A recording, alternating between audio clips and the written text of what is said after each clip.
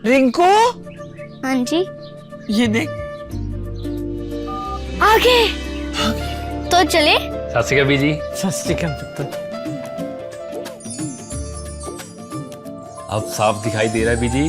बहुत साफ दिखाई दे रहा है। बीजी इतने टाइम बाद नए चश्मे बनवा ही लिए। किसी अपने ने पैसे भेजे और हर महीने पैसे भेजेंगे। वाह। बोना ते टू टू होगी थोड़े 1 तरीक तो बाद।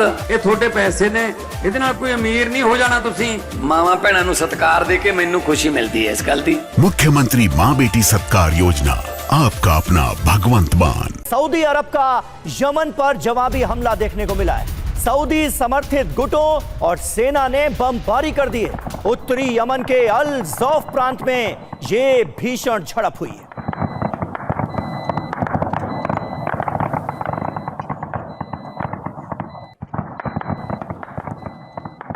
तो ये तस्वीरें आपको दिखा रहे हैं। सऊदी अरब ने यमन पर जवाबी हमला किया है क्योंकि यमन से हमले हो रहे थे। सऊदी अरब को निशाना बनाया जा रहा था। सऊदी समर्थित गुटों और सेना ने बमबारी की है।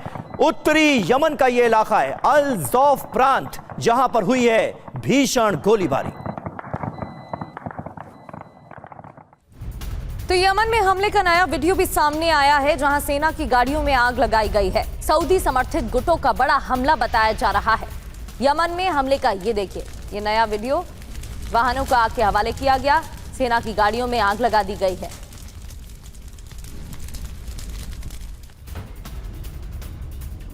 और वहीं सऊदी अरब के तेल ठिकानों पर हूती ने बड़ा हमला किया है। जीजान और यानबू की अरामको फैसिलिटीज को बनाया गया निशाना। ये देखिए आप तस्वीरें।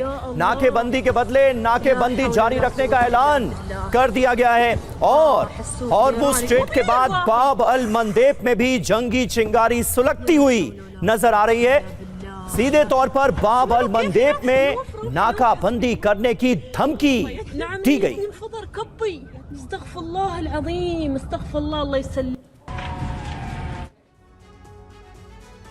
तो सऊदी अरब पर हूती का हमला 5 पॉइंट में, ये पूरी खबर आपको समझा देते हैं और उसके बाद अपने मेहमानों का रुख करने जा रहे हैं। सऊदी अरब के खिलाफ हूती के 2 ऑपरेशन। सऊदी अरामको की ऑयल फील्ड पर हमले हो गए। जीजान और यम्बू की तेल सुविधाओं को किया गया टारगेट। मिसाइल ड्रोन से हूती की यह बहुत बड़ी स्ट्राइक थी।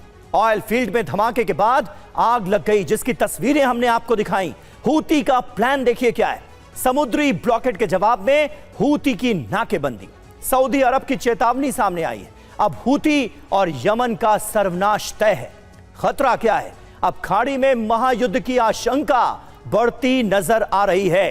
तो यमन और हूती एक तरफ और दूसरी तरफ सऊदी अरब। मेजर जनरल अश्विनी सिवाच हमारे साथ मौजूद हैं। सिवाच साहब, ये तनाव किस लेवल पर पहुंचता हुआ नजर आ रहा है? और ऐसा लग रहा है कि यमन और सऊदी अरब के बीच अब आर पार की जंग शुरू होने जा रही है। जिस तरह से बड़े हमलों को अंजाम दिया गया है, आसार तो यही लग रहे हैं। हाँ बिल्कुल, देखो समीर, बहुत ही नाजुक स्थिति है। ये भी सच है कि जो स्टेट ऑफ हॉर्मुज़ अभी बाय एंड लार्ज ब्लॉक है, जहाँ से 20% ऑयल जाता है, मगर अभी तक जो रेड सी का रूट था वो बाय एंड लार्ज खुला हुआ था और सऊदी अरेबिया काफ़ी ऑयल यानबू के थ्रू भेजता था रेड सी के पोर्ट से। मगर जब से अब रिलेशनशिप खराब हुए हैं, स्पेशली जब से सऊदी अरेबिया ने साना इंटरनेशनल एयरपोर्ट पे हमला किया था, इसके बाद जो ट्रूस हुआ था 2022 में, वो बिल्कुल ख़त्म हो गया और अब इनके बीच में आपस में काफ़ी हद तक लड़ाई स्टार्ट हो गई है। जो हूती रेबल्स हैं वो हमला कर रहे हैं सऊदी पे, जो कि जीजान और यानबू के पोर्ट्स और रिफाइनरी है, और इसी प्रकार से सऊदी अरेबिया भी पलटवार कर रहा है। सबसे इम्पोर्टेंट चीज़ क्या है कि जो रेड सी के अंदर जो एक प्रकार से बब अल मंदेब है, वहाँ से 10 से 12% ऑयल जाता है, उसको बंद कर दिया है अब हूती रिबल ने, और ज़्यादातर ऑयल वहाँ से सऊदी का जाता था। अब हो क्या रहा है, 20% आपका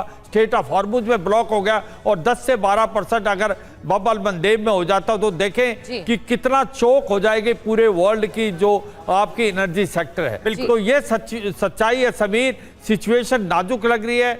अब जो हूती रेबल और एक प्रकार से सऊदी अरेबिया के बीच में जो लड़ाई छिड़ी है, ये किस रूप लेगा ये समय बताएगा, मगर ये सच्चाई है कि लड़ाई का जो दायरा बढ़ता जा रहा सही है। बात है सर। और बीते दिनों हमने देखा कि पूरी दुनिया पर कितना असर पड़ा। हॉर्मुज स्ट्रेट जब ब्लॉक हुआ, 20% तेल यहीं से होकर गुजरता है, तेल टैंकर्स यहीं से होकर गुजरते हैं। 12 से 13% उसमें आप बाब अल मंदेब भी जोड़ लीजिए।